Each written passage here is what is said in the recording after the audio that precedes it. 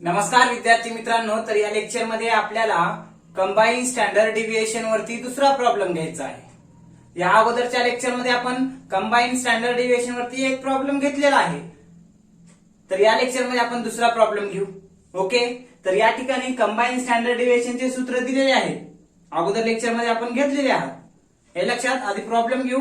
प्रॉब्लेमचे सूत्र तर इकडेच आहेत, जे काही कंबाईन मीन आणि कंबाईन स्टँडर्ड डिव्हिएशनचे सूत्र बाजूलाच आहेत, कारण आपल्याला लगेच इकडे तुम्हाला समजेल। पण हे लक्षात घ्या। मग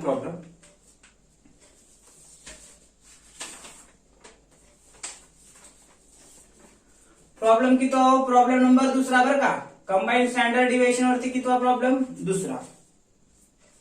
तर घ्या, find the combined mean and combined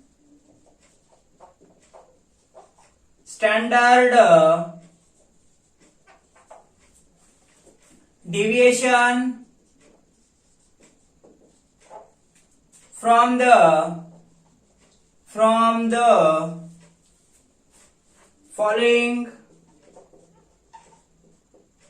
following data regarding two organizations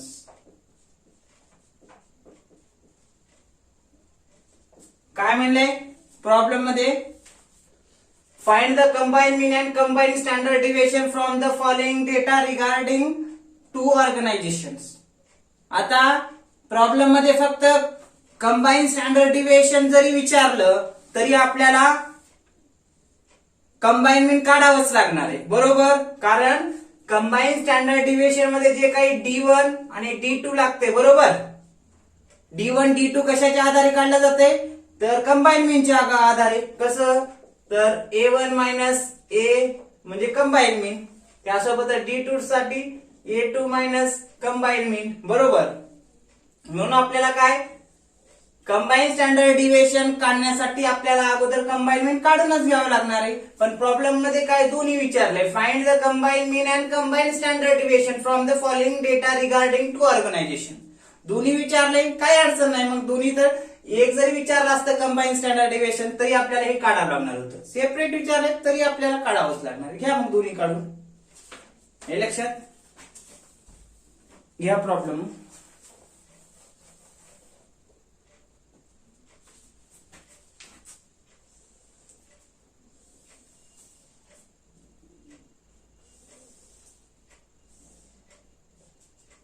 total 3 column तयार करा।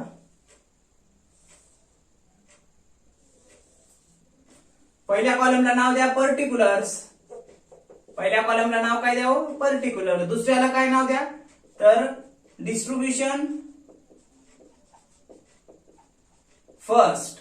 अगोदरच्या प्रॉब्लेम मध्ये काय होतं, एबीसी लिमिटेड आणि XYZ लिमिटेड, म्हणजे फर्स्ट ग्रुप होता एबीसी लिमिटेड, सेकंड काय होता XYZ। इथं काय दिले, दोन ऑर्गनायझेशनचा डेटा दिला, फर्स्टला दिले डिस्ट्रीब्युशन फर्स्ट आणि डिस्ट्रीब्युशन सेकंड।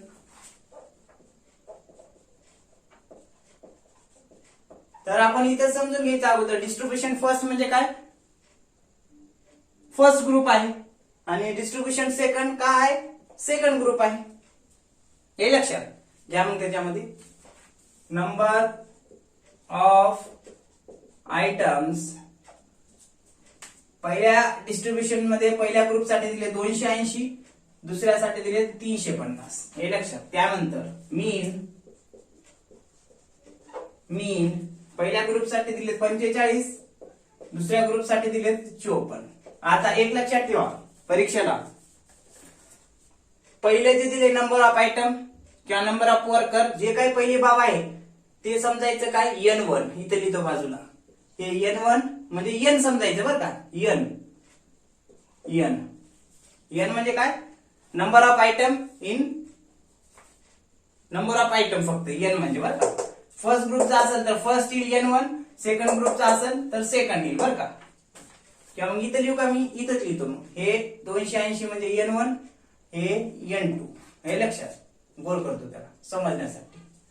त्यानंतर मीनलाच अर्थमेटिक मीन म्हणतात किंवा ऍव्हरेजेस म्हणतात बरं का. म्हणून कधी कधी इथं मीन देईल, कधी अर्थमेटिक मीन देईल, कधी ऍव्हरेज देईल बरं का. म्हणून हे मीन, ह्याला मीनला काय म्हणतात इथे लिहितो. पहिल्या ग्रुपसाठी असेल तर A1, दुसऱ्यासाठी असेल तर A2, हे लक्षात. त्यानंतर प्रॉब्लेम आधी समजून घेतला की सोल्युशन इझी जाते आपल्याला. स्टँडर्ड डिव्हिएशन, आता स्टँडर्ड डिव्हिएशन पहिल्या ग्रुपसाठी 6 आहे, दुसऱ्यासाठी 4 आहे. आता स्टँडर्ड डिव्हिएशनला आपण सिग्मा म्हणतो बरोबर. मग सिग्मा कोणत्या चिन्हाने दाखवतो, तर त्या सिग्मा या चिन्हाने दाखवतो, या अशा बरं का. आता फर्स्ट ग्रुप साठी काय असतंय, जसं A1 आहे तसं इथं काय असेल सिग्मा 1 फर्स्ट ग्रुप साठी, हे 6 आहे बरं का. आणि सेकंड ग्रुप साठी काय असेल सिग्मा 2 असेल. हे असं समजून घ्यायचं अगोदर प्रॉब्लेम, हे लक्षात. मीनलाच अर्थमेटिक मीन किंवा ऍव्हरेजेस इथं देऊ शकते, स्टँडर्ड डिव्हिएशनला स्टँडर्ड डिव्हिएशन देऊ शकते लक्षात. किंवा मग अशी हे चिन्ह देईल मग सिग्माचं, तरी पण सिग्मा म्हणजे स्टँडर्ड डिव्हिएशन. असा प्रॉब्लेम दिलेला आहे. काढायला काय सांगितले, कंबाईन मीन आणि कंबाईन स्टँडर्ड डिव्हिएशन. घ्या मग काढून, लिहा मग इथं. Calculate combine mean and combine standard deviation बर का. दोन्ही विचारले. मग अगोदर एक काढून घेऊ, पण एक काढण्याच्या अगोदर कंबाईन मीन काढण्याच्या अगोदर त्या किमती खाली लिहून घेऊ. N1 बरोबर किती आहे सांगा आता तुम्ही, 280. हा, कॉमा N2 बरोबर किती आहे दुसऱ्या ग्रुपचं, 350. त्यानंतर A1 किती आहे फर्स्ट ग्रुप मध्ये म्हणजे मीन 45. त्यानंतर A2 किती आहे दुसऱ्या ग्रुप मध्ये 54. त्यानंतर स्टँडर्ड डिव्हिएशन फर्स्ट ग्रुप साठी किती आहे किंवा मग सिग्मा 1 किती आहे 6, कॉमा दुसऱ्या ग्रुप साठी किती आहे SD किंवा मग सिग्मा 2 किती S2 बरं का. SD 2 आणि सिग्मा 2 बरोबर किती आहे 4. हे किमती दिलेल्या आहेत, हे लक्षात. मग आता या सूत्राद्वारे कंबाईन मीन काढून घ्या. मग नंबर 1 कॅल्क्युलेट काय कंबाईन मीन. काही अडचण असेल प्रॉब्लेमची तर कमेंट करा किंवा फोन करून विचारा किंवा कॉलेजमध्ये येऊन डिपार्टमेंटला विचारू शकता. घ्या कॅल्क्युलेट कंबाईन मीन. त्यामध्ये सूत्र दिले मग काय, हे कंबाईन मीन साठी दर्शवतात A12 बर का. त्यानंतर पुढे सूत्र घ्या मग N1 हे लक्षात, नंतर A1. त्यानंतर घ्या सूत्र पुढे N1 A1 plus N2 A2 वरील किमती दिल्या divided by N1 plus N2. सूत्र घेतलं, इथं आहे सूत्र बघा. कंबाईन मीन बरोबर किंवा संयुक्त माध्य बरोबर N1 A1 plus N2 A2 divided by N1 plus N2. घेतलं सूत्र, किमती इथं आपण घेतल्या, ठेवून टाका आणि सोल्युशन करा. मग चला घ्या. कंबाईन मीन बरोबर N1 ची किंमत 280 इंटू या दोघात काय नाही म्हणजे गुणिलेचं चिन्ह, A1 ची किंमत 45 ओके, अधिक N2 ची किंमत 350 इंटू या दोघात काय नाही म्हणजे गुणिलेचं चिन्ह किती 54 divided by N1 plus N2. N1 ची किंमत किती आहे 280 प्लस N2 ची किंमत 350. घ्या मग पुढे कंबाईन मीन बरोबर 280 गुणिले 45 करा. 280 गुणिले 45 किती येते 280 गुणिले 45. कॅल्क्युलेटरचा वापर परीक्षेला आहे बर का. मग गुणाकार जर केला 280 गुणिले 45 तर ते येईल गुणाकार किती तर 12,600 येऊन जाईल, अधिक 350 गुणिले 54 करा. 350 गुणिले 54 जर केलं, कॅल्क्युलेटरचा वापर परीक्षेला आहे, मी परत परत सांगत आहे किंवा वारंवार सांगत आहे. किती येईल मग 350 गुणिले 54 किती येऊ शकते तर 18,900 येते, भागिले 280 प्लस 350 280 350चा काय करायचं म्हणजे ऍडिशन करायची इथं 280 प्लस 350 किती होते तर ते येऊन जाईल 630. त्यानंतर कंबाईन मीन काढायचे म्हणून 12,600 प्लस 18,900 यांची बेरीज करा. बेरीज केल्यानंतर 12,600 अधिक 18,900 यांची ऍडिशन केल्यानंतर आपल्याला ती किंमत भेटल 31,500 किंमत भेटल. भागिले किती करावं लागल 630. मग कंबाईन मीन बरोबर 31,500 ला 630 न भाग घाला किती भेटेल किंमत आपल्याला बघा बरं. हे भाग घातल्यानंतर किंमत भेटेल आपल्याला कंबाईन मीन बरोबर 50. हे लक्षात किती आलं कंबाईन मीन 50 आलं. कसं आलं 12,600 प्लस 18,900 यांची ऍडिशन केली 31,500 आलं. त्याला 630 न भाग घातलं आलं कंबाईन मीन बरोबर 50. आता कंबाईन स्टँडर्ड डिव्हिएशन जर काढायचं असेल तर आपल्याकडे एवढ्या किमती आहेत. पण कंबाईन स्टँडर्ड डिव्हिएशन मध्ये D1 आणि D2 ची पण किंमत आपल्याला ठेवावी लागते. मग ह्या कंबाईन मीन वरून काय करावं लागेल D1 आणि D2 ची किंमत काढून घेऊ. नंतर कंबाईन स्टँडर्ड डिव्हिएशन कडे आपण जाऊन कंबाईन स्टँडर्ड डिव्हिएशन आपण काढू. मग घ्या इथं काढून D1 बरोबर ह्याचं सूत्र काय D1 च सांगा बरं. इकडे सूत्र आहे D1 बरोबर A1 मायनस कंबाईन मीन म्हणजे पहिल्या ग्रुप मध्ये जे काही मीन दिले ते त्याच्यातून वजा करायचं. आपण जे काढले मीन कंबाईन मीन ते किती आहे मग कंबाईन मीन तर इथे किती आलंय 50 इथं ठीक आहे. ग्रुप मध्ये किती दिले फर्स्ट ग्रुपचं मीन A1 45 बरोबर किती आलं 45 50 इथं वजा बाकी बी केली आपण. मोठी संख्या कोणती आहे ही आहे. जरी याची संख्या मायनस मध्ये बी लिहिले तर आपण जेव्हा मायनस मध्ये घेऊ का ठीक आहे मायनस मध्ये घेऊ. प्लस मध्ये घेतलात मायनस मध्ये घेतला तर काही अडचण नाही. का नाही कारण आपण जेव्हा मायनस संख्येचा किंवा प्लस संख्येचा वर्ग करू जेव्हा कंबाईन स्टँडर्ड डिव्हिएशन आपण काढू तेव्हा त्या संख्येमध्ये त्यामध्ये आपण सूत्र ठेवतो. सूत्रामध्ये काय मायनस संख्येचा बी आपण वर्ग केला किंवा प्लस संख्येचा बी वर्ग केला तर प्लसच होतो हे लक्षात. म्हणून इथं 50 मधून 45 वजा करा किंवा 45 मधून 50 वजा करा किती ह्याच्यातून हे वजा केलं तर ही मोठी संख्या म्हणून -5 देताल तुम्ही. -5 बी दिलं तर तिकडे प्लसच होणार आहे वर्ग केल्यानंतर हे लक्षात घ्या. मग इथं किती राहते 5 राहते का 5 किंवा मग ही मोठी संख्या म्हणून कन्फ्युज होण्याच्या ऐवजी इथं मायनस घ्या ठीक आहे मायनस घ्या. त्यानंतर लगेच काय D2 ची किंमत काढून घ्या. D2 ची किंमत काढून घ्या. D2 ची किंमत कसं काढतात तर A2 दुसऱ्या ग्रुप मध्ये जे काही मीन दिले ते त्याच्यातून कंबाईन मीन वजा करा हे काढलेले घ्या. मग दुसऱ्या ग्रुप मध्ये मीन किती दिले 54 बरोबर मायनस कंबाईन मीन किती आलं 50 किती आलं ह्यांचं हे आलं 4 प्लस 4 आलं लक्षात. हे काय आलं D2. आता हे मायनसचं बघा प्लस होते बरं का इथं प्लस मध्ये घेतल्यात काही अडचण नाही. हे जे आहे -5 प्लस मध्ये लिहिलं तर काही अडचण नाही कारण तिकडे प्लस होणार आहे आणि इथं मायनस मध्ये घेतलं तर काही अडचण नाही तरी पण प्लस होणार आहे म्हणून -5 आणि इथं काय आलं D2 बरोबर 4. म्हणून कन्फ्युज होऊ नका. आता सर तुम्ही अगोदरच्या प्रॉब्लेम मध्ये तिथं काय केलात मायनस घेतलाच नव्हतं. घेतला तरी काही अडचण नाही आणि घेणा गेला तरी अडचण नाही कारण का हे मायनस संख्येचा पुढे घेतल्यानंतर वर्गच होणार आहे. म्हणून त्या प्रॉब्लेम मध्ये मी बहुतेक घेतलं नसेल.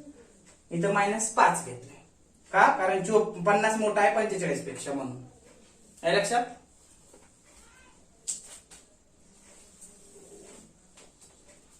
घ्या मग काढून काय काढा कंबाईन स्टँडर्ड डिव्हिएशन काढून घ्या. ते मायनसचं बघा कसं प्लस होते नंतर वर्ग केल्यानंतर बरं का तेच होणार आहे. घ्या मग number 2 calculate combine standard deviation.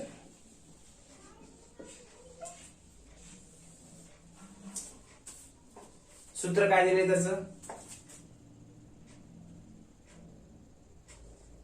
Combine standard deviation वर्गमुळामध्ये काय दिले n1 कंसात लिहितो d n1 पुढी सिग्मा 1 त्याचा वर्ग कंस अधिक.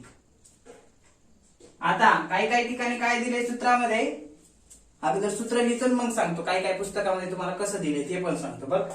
हे जे मायनस दिले ना, इथं मायनस दिले म्हणून काही पुस्तकामध्ये मायनस दिले बरं का, पुस्तक जर रेफर केलं, पण त्याचा वर्ग केल्यानंतर प्लसच होते. पण काही ठिकाणी प्लसच दिलेला आहे, म्हणजे डायरेक्ट काय केले 50 मधून 45 वरून प्लस 5च घेतले बरं का.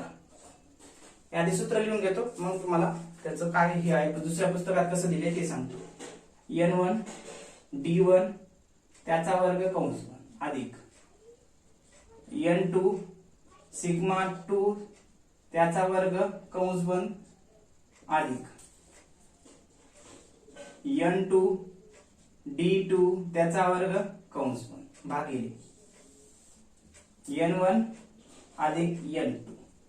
हे सूत्र दिले, पण काही पुस्तकामध्ये कसं दिले मित्रांनो, जर काही लेखकांचं पुस्तक जर रेफर केला तर तुम्हाला अगोदर सुरुवात n1 सिग्मा 1 त्याचा वर्ग असं दिसेल, त्यानंतर हे अगोदर हे सिग्मा 1 आहे, लगेच सिग्मा 2 इथं घेतले बरं का, म्हणजे ह्याच्यानंतर हे घेतले हे लक्षात, त्याच्यानंतर हे घेतले, म्हणजे हे जे आहे ना इथं घेतले आणि हे इथं घेतले. वर्गमुळातच आहे, काही फरक नाही. ही किंमत समजा ही किंमत इथं ठेवली काय, ही किंमत इथं ठेवली काय बरं का. सोल्युशन किंमत तेवढीच येणार आहे, कारण सर्वांचे काय गुणाकार करणार नंतर ऍडिशन करणार बरोबर. म्हणून काय पुस्तकामध्ये तुम्हाला काय दिसेल, हे सिग्मा 1 चा वर्ग लगेच प्लस n2 सिग्मा 2 त्याचा वर्ग बाजूला दिसतील सिग्माच्या किमती n1 आणि सिग्मा 1 वर्ग प्लस n2 सिग्मा 2 त्याचा वर्ग एका कडेला आणि d1 आणि d2 च्या किमती एका कडेला. तसंही काही पुस्तकात दिसेल, पण असं बी आपण घेतलं अगोदरचा प्रॉब्लेम म्हणून असंच घेऊ. घ्या मग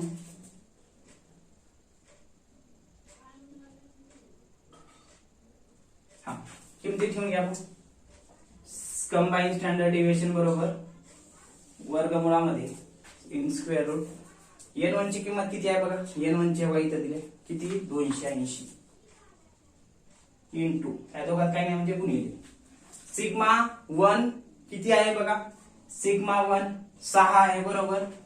मग कंसात घेऊ 6 आणि ह्याचा वर्ग म्हणले लगेच वर्ग करा, एवढ्या संख्येचा बघा, कंसाचा वर्ग नाही फक्त एवढ्याचाच वर्ग आहे म्हणून 6चाच वर्ग अधिक सूत्रातला अधिक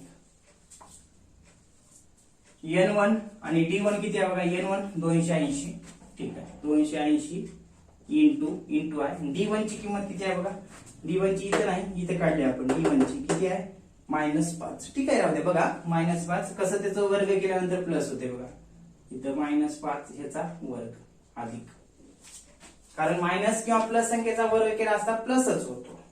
त्यानंतर n2 सिग्मा 2 त्याचा वर्ग सिग्मा 2 चा बरं का, म्हणून घ्या n2 किती आहे इथं दिले 350 इंटू सूत्रात याच्यात काही नाही म्हणजे गुणिले चिन्ह सिग्मा इथं कंसात देतो सिग्मा 2 त्याचा वर्ग किती आहे, सिग्मा 2 किती दिले इथं सिग्मा 2 स्टँडर्ड डिव्हिएशन दुसऱ्या ग्रुप साठी 4 दिले, हे 4 कंस बंद याचा वर्ग, या 4चाच फक्त वर्ग बरं का. आता त्यानंतर n2 आणि d2 ची किंमत द्या मग, प्लस n2 ची किंमत किती दिली आहे, n2 ची प्रॉब्लेम मध्ये दिली आहे 350 घ्या मग 350 इंटू ह्याच्यात काही नाही म्हणजे इंटू d2 ची किंमत तिथे दिली आहे का प्रॉब्लेम मध्ये, नाही काढली आपण कंबाईन मीन पासून. कशी काढली आहे तर बघा d2 म्हणजे ह्या दुसऱ्या ग्रुपच्या मीन मधून म्हणजे 54 मधून आपण जे काही कंबाईन मीन आले 50 बरोबर, ते वजा केलं आपल्याला d2 भेटले. मग d2 घ्या किती आहे d2 हे 4 ह्याचा वर्ग 4चा भागिले काय करा भागिले n1 आणि n2 करा, n1 आणि n2 ऍडिशन करून टाका. n1 ची किंमत किती दिली आहे 280 अधिक n2 ची 350. मग आता स्टँडर्ड कंबाईन स्टँडर्ड डिव्हिएशन बरोबर इन स्क्वेअर रूट 280 ला 280. काही पुस्तकात कसं दिले म्हटलं तर बघा, काहीच नाही, मी अगोदर मी सांगितलं सूत्रानुसार तरी सांगतो. काही पुस्तकात कसं दिले हे का, ही किंमत अशीच दिली आहे आणि ही जी आहे 350 गुणिले 4 चा वर्ग हे फक्त इथं घेतलंय आणि 280 गुणिले ह्या 5 चा वर्ग इकडे घेतलाय. म्हणजे जे काही ह्या सिग्मा 1 वर्ग आणि सिग्मा 2 वर्ग या किमती एकीकडे घेतल्यात आणि D1 वर्ग आणि D2 वर्ग एका बाजूला घेतले. असंही घेतलं सूत्रानुसार असंच सांगितलं. असंही घ्या, काही काही सूत्र असे ऍडिशन चेंज केलेले आहेत, काही अडचण नाही, किंमत तीच येणार आहे. मग 280 ला 280 इंटू 36 6 चा वर्ग करा, किती येतो 36. त्यानंतर 280 ला 280 प्लस 280 आता इंटू मायनसलाच गुणलं त्या संख्येनं त्या संख्येला गुणलं की आपल्याला वर्ग मिळतो. कधी एक लक्षात ठेवा, मायनस संख्येचा वर्ग केला असता प्लसच मिळतो आणि प्लस संख्येचाही वर्ग केला असता प्लसच मिळतो. म्हणून इथं 5 चा वर्ग केला 25, मायनसचा बी वर्ग करा किंवा प्लसचा वर्ग करा प्लसच होतो. म्हणून 5 चा वर्ग 25. मायनस ठेवायचं नाही इथं बरं का, कन्फ्युज होते मग आन्सर चुकत जाते.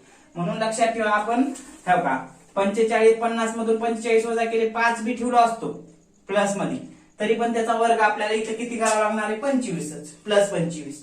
आणि मायनस बी ठेवलं तर प्लस 25च होणार आहे वर्ग केल्यानंतर, आणि प्लस बी ठेवलं तर त्याचा वर्ग 25च होणार आहे. म्हणून या 5 चा वर्ग केला असता मायनस संख्येचा बी वर्ग प्लसच होतो, किती 5 चा वर्ग 25. गेलं मायनस निघून, आलं लक्षात. त्यानंतर अधिक 350 ला 350. अगोदरच्या प्रॉब्लेम मध्ये मी इथं मायनस दाखवलं नाही बरं का, म्हणून कन्फ्युज होऊ नका. कारण इथं मायनस दाखवलं तरी बी काय होणार आहे बघा, अगोदरचा प्रॉब्लेम हे अगोदरचा जर प्रॉब्लेम बघितला तर ती किंमत सांगतो मी किती होती. एक जस्ट दोन एका ह्याच्यामध्ये बघा, 400 मधून D1 काढताना 400 होतं A1 ची किंमत आणि 454.54 आले होतं कंबाईन मिल. मग तिथं 454.54 400 पेक्षा मोठा आहे, पण आपण काय केलं इथं मायनस दिलं नव्हतं. तेव्हा मायनस दिला तरी किंवा मग प्लस दिला तरी त्याचा वर्गच करावा लागणार आहे, मग प्लसच होणार आहे वर्ग केल्यानंतर बरं का. म्हणून तेवढं अडचण नाही की बाबा कन्फ्युज होण्याची बरं का. हे दुसऱ्या पुस्तकामध्ये दिले असल्यामुळे ते पण आपल्याला माहित असावं म्हणून या पद्धतीने घेतलं. तो अगोदरचा प्रॉब्लेम वेगळ्या पुस्तकात होता, हे लक्षात घ्या. मग 350. त्यानंतर काय 4 चा वर्ग करा, किती येतो 4 चा वर्ग. 4 चा वर्ग केला असता किती येईल इंटू 4 चा वर्ग 16 अधिक 350 ला 350 इंटू 4 चा वर्ग करा, किती होतो प्लस. आता ह्या संख्येचा बघा इथं प्लस आहे, प्लसचा बी वर्ग प्लसच होणार आहे, म्हणजे प्लस संख्येचा वर्ग प्लसच, म्हणजे बघा 4 चा वर्ग 16 मायनस 5 चा वर्ग केला प्लस मध्ये झाला 25. म्हणून लक्षात ठेवा, मायनस संख्येचा बी वर्ग प्लसच होतो, प्लस संख्येचा बी वर्ग प्लसच होतो. पुढल्या चॅप्टर मध्ये, चौथ्या चॅप्टर मध्ये आपल्याला असंच वर्गमूळ सोडून घ्यायचे, वर्ग करायचे, म्हणून कन्फ्युज होऊन जाऊ नका, लक्षात ठेवा. भाग घालून घ्या. 280 प्लस 350 ऍडिशन करा, मग त्या आहे ना भाग घालून घ्या वरच्या. किती होते 280 प्लस 350 ऍडिशन केली असता 630 होऊन मिळून जाईल किंवा मग होती 280 प्लस 350. त्यानंतर कंबाईन स्टँडर्ड डिव्हिएशन बरोबर काय करा, वरल्याची आधी गुणाकार करा, मग बेरीज करा, मग छेदाने भाग घालून घ्या. आपल्याला कंबाईन स्टँडर्ड डिव्हिएशन येऊन जाईल. मग ते काय भाग घातल्यानंतर बी आधी गुणाकार करा, मग बेरीज करा, मग छेदाने भाग घालून घ्या. हे लक्षात बेरीज करून मग नंतर वर्गमूळ सोडून घ्या. वर्गमूळ सोडून घेतल्यानंतर जी काही किंमत भेटेल ती आपल्याला काय कंबाईन स्टँडर्ड डिव्हिएशन मिळून जाईल. घ्या 280 गुणिले 280 गुणिले 36 किती होते बघा, करा ऍडिशन गुणाकार. 280 गुणिले 36 केला असता आपल्याला किती किंमत भेटणार आहे हो, ती भेटल किती 10,080 अधिक 280 गुणिले 25 करा, तर ते भेटेल आपल्याला 7,000 अधिक 350 गुणिले 16 करा. 350 गुणिले 16 केला असता ते मिळून जाईल आपल्याला 5,600. कॅल्क्युलेटरचा वापर आहे परीक्षेला. खटखट खटखट करायला सुरू करायचं. जस्ट आपल्याला प्रॉब्लेम दिला की सोल्युशन आपल्याला आलं पाहिजे, अशी प्रॅक्टिस केली पाहिजे. तुम्ही विद्यार्थी प्रॉब्लेमच बघणार गेलात तर प्रॅक्टिस तर लई दूरची गोष्ट राहिली. हे लक्षात, कारण जेवढे विद्यार्थी प्रॉब्लेम बघतील ते लगेच आम्हाला लक्षात येते व्ह्यूच्या माध्यमातून. लाईक तर दुसरीकडेच राहिलं, कमेंट तर दुसरीकडेच राहिलं, तुम्ही बघणारच गेलात. हे लक्षात, परीक्षा फॉर्म आले की मग परीक्षा जवळ आली तोंडावर की मग तुमचे डोळे उघडतात. असो, घ्या मग 350 गुणिले 16 किती येईल? 5600 अधिक 350 गुणिले 16 किती होते? करा, तर ते मिळेल आपल्याला 4480. काय केलं? 280 गुणिले 36 केलं 10080. 280 गुणिले 25 केलं 7000 आलं. 350 गुणिले 16 केलं 5600 आलं. 350 गुणिले 16 केलं 4480 आलं. त्यानंतर 630 ला 630 छेदामध्ये, त्यानंतर कंबाईन स्टँडर्ड डेव्हिएशन बरोबर वर्गमुळामध्ये ऍडिशन करून घ्या. आता 10080 प्लस 7000 प्लस 5600 प्लस 4480 सर्वांची बेरीज केली आता असता 27160 आपल्याला मिळेल. भागिले 630 करा. कंबाईन स्टँडर्ड डिव्हिएशन काय केलं? सर्वांची ऍडिशन केली भागिले 630, म्हणजे सर्वांची ऍडिशन केली 27160 भागिले 630. तर 27160 ला 630 न भाग घातला असता ती आपल्याला किंमत मिळेल 43.1111. ही किंमत येऊन जाईल.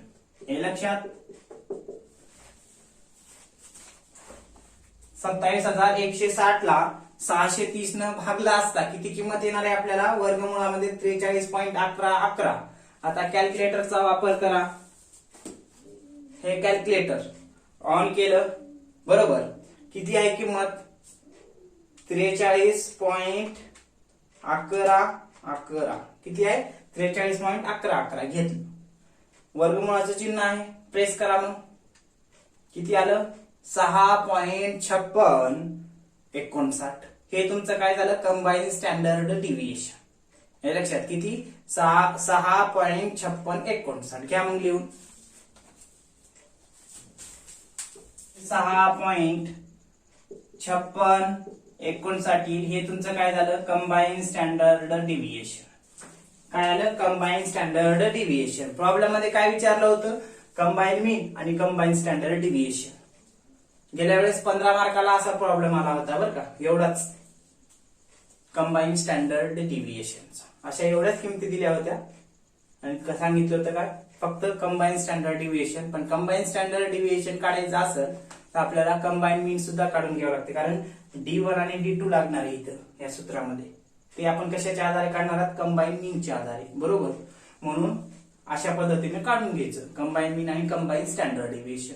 मग या ठिकाणी हा प्रॉब्लेम नंबर 2 सांगता येऊ शकतो. पुढल्या लेक्चरमध्ये आपण आणखीन एक प्रॉब्लेम घेणार आहोत कंबाईन स्टँडर्ड डिव्हिएशन वरती, फक्त आपल्या प्रॅक्टिससाठी बरं का.